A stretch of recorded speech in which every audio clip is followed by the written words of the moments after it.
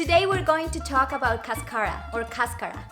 All of us know what coffee beans are, but do you know what Cascara is, and do you know how it's processed, or have you ever tasted it? Well, in this video I am going to tell you what Cascara is, how it is processed at our coffee farms, and how it can be consumed. At the end of this video I am also going to share with you a quick recipe to brew Cascara at home. My name is Yolima and I am a coffee producer and importer from Colombia.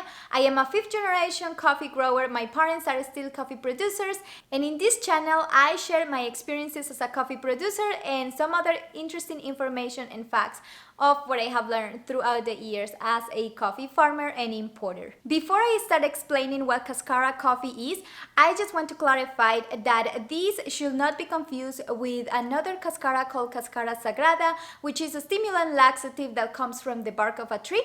The Cascara we're talking about is the skin of the coffee fruit itself, and it has nothing to do with this other product. Now, with that out of the way, let me start explaining what Cascara is.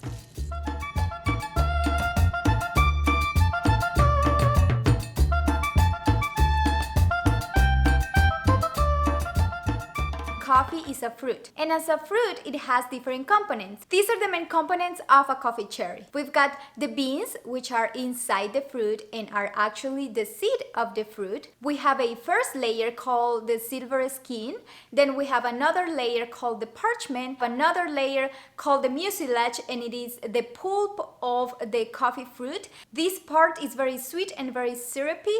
And then after this, we've got the skin or the peel of the coffee cherry. This is the one that will end up being Cascara. The name Cascara actually comes from the name in Spanish for the peel, which is Cascara. In Spanish, we call Cascara to the outer layer of any fruit. For example, if you peel a mango, the peel of that mango is going to be called Cascara. Or if you peel a plantain or a potato, all of those peels of fruits and vegetables we are going to call Cascara. So that's the name in Spanish, and that's where the name Cascara comes from when we refer to the skin of the coffee cherry. The coffee cherries, just as many other fruits, are at their peak of sweetness when they are completely ripe. So we want to have really ripe cherries if we want to have a very sweet Cascara. If we take the cherries out of the tree when they are not completely ripe, we might end up with Cascara that doesn't taste very sweet or might taste bitter or astringent as a consequence of cherries that were not ripe. The coffee cherries might also change colors once they are mature. For example, some coffee cherries are yellow once they are ripe and some others are red when they are ripe. This depends on the type of varietal that we are growing, but it should not affect the process that we use to process the Cascara. Because the Cascara is part of the coffee cherry, the Cascara also contains caffeine. Some research has shown that there isn't as much caffeine on the coffee fruit as there is in the coffee beans. However, I believe that this is directly related to the varietal or the type of coffee that we are processing. Meaning that if we, for example, know that Robusta coffee has double the caffeine of Arabica coffee, then we can assume that the Cascara of those coffee beans that are Robusta species are gonna be also higher in caffeine content in comparison with the coffee beans from the Arabic. So if one specific varietal has a higher content of caffeine on their cherries, then not only the coffee beans will have more caffeine, but also the Cascara will have a higher amount of caffeine. We started processing Cascara a few years ago, but we don't process all of the Cascara that our farm produces, and the rest of the Cascara we use to make compost that then we can use in our coffee trees again. Most farmers do the same thing, not only because Cascara is difficult to dry and process, but also because there isn't yet a developed market for it, so there isn't as much demand just yet. In other countries, Cascara has been consumed over the years. For example, in Ethiopia, they have been drying the Cascara for years and using it to make a tea. However, in Colombia, I had never heard of this process before, and I came to know it just a few years ago. Many farms get the Cascara from natural processes. When you process a natural coffee, at the end of the process, once the coffee is dried, you have to hold the coffee to separate the skin from the coffee beans. And some coffee producers take that skin and classify it and sell it as Cascara. In our farm in Colombia, we are located at high elevations, between 18 and 1900 meters above sea level. And even though we dry natural coffees, These take a long time to dry, and I believe that the cascara that comes out of these processes is not as good as it can be. So we actually use a different method to process our cascara. We pick the coffee cherries when they are very ripe. Then we classify all of the unripe cherries before we do the pulping process. What we do after is wash really well all of the coffee cherries in the outside in the processing facility where we process washed coffees. Once the cherries are really clean, we put them through the pulping machine, which has been previously cleaned as well, and we separate in a clean bag all of the skins from that lot that we are pulping of those cherries that are very clean. Now, some other farms do this same process, but they don't wash the coffee cherries. They will pulp the coffee and then after they will wash the skins to remove all of the dirtiness that might be on the skins. The problem with this, in my opinion, is that with the outside dirt of the coffee cherry, you are also washing off the inside of the coffee skin that contains some of the pulp of the coffee cherry, which means that all of that sugar and all of that extra flavor is going to be washed off, which is something that we in our particular case don't want.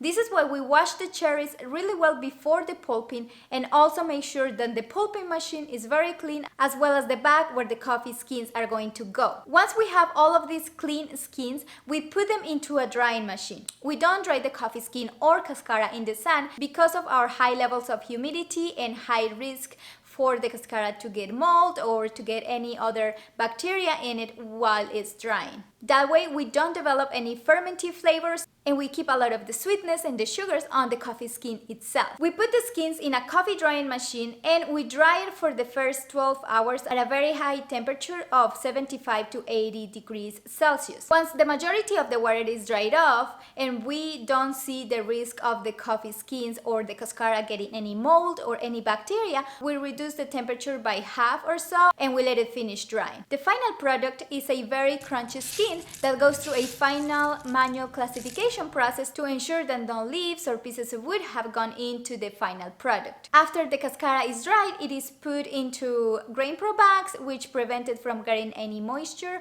or losing the aromas or flavors, and then exported with the rest of our coffee. Some of our customers prepare the cascara as a tea, others use it to make kombucha or beer, or a syrup to make a soda. There are many recipes out there to experiment with cascara. I have even seen people that have done jam with it, which I think is pretty interesting. Please let me know if you would like me to try some of these recipes in a future video, because I have personally not tried them yet, but I would love to do it and show you how it comes out in case you want to try it yourselves as well. For this video though, I am going to share a simple recipe with you about how you can brew cascara at home to make a delicious tea type of beverage. The things that we are gonna need are a French press, or if you don't have a French press, not to worry, you can also use a regular cup or mug and a colander, or you can also use a tea infuser if you have one that is large enough to feed enough cascara in it. You will also need 15 grams of cascara, which is equivalent to about 4 tablespoons of cascara, and you will need 350 grams of hot water. So the process is very simple. We are just going to infuse it as making a regular tea. You put the cascara on the bottom of the French press, then pour the hot water on it and set a timer for 5 minutes. After 5 minutes, pour your beverage on a mug and make sure not to leave any liquid behind, because the cascara will keep extracting and it will get to a point of over extraction where you might extract flavors that are not as pleasant, just like when you over extract coffee. If you're not using a French press but a regular mug, then just pour the whole amount of the drink through a colander into another mug to remove all of the cascara from it. The cascara, once it's wet again, it doesn't look very good or pleasant, so you don't want to drink your tea with that cascara floating in there. Plus, it will keep extracting, as I mentioned before. Taste the drink and make sure that it tastes like you like it. If you feel like it's too strong, maybe try and steep it for a little less next time, or try and reduce the amount of cascara that you're using. Some cascaras might be heavier than other cascaras. For example, I have seen that the cascara that comes from a natural process coffee tends to be a little heavier than the cascara that we process. So the volume for that one is gonna be lower. So you might wanna experiment a little bit with the flavor to make sure that you get the profile that you like. If it's too weak, you might want to increase the brewing time by 30 seconds of a whole minute, depending on what flavor you like. From this point on, it is really up to you and what you like. You're welcome to experiment with time and determine a flavor profile that you like. If you tried this recipe, please let me know. I would love to hear your comments about it. If you like cascara, or if you don't, I would love it for you to share with me your opinion, so maybe we can have a fun conversation about it. If you have any comments or ideas for cascara recipes that you would like me to try, please leave them in the comment section below as well. If you're looking for cascara for your business, drop me a comment below or send an email to my email address on the description box and I will be happy to send you a sample. Please like and subscribe and comment on this video so more people can see it. And that being all, I will see you next time. Adios!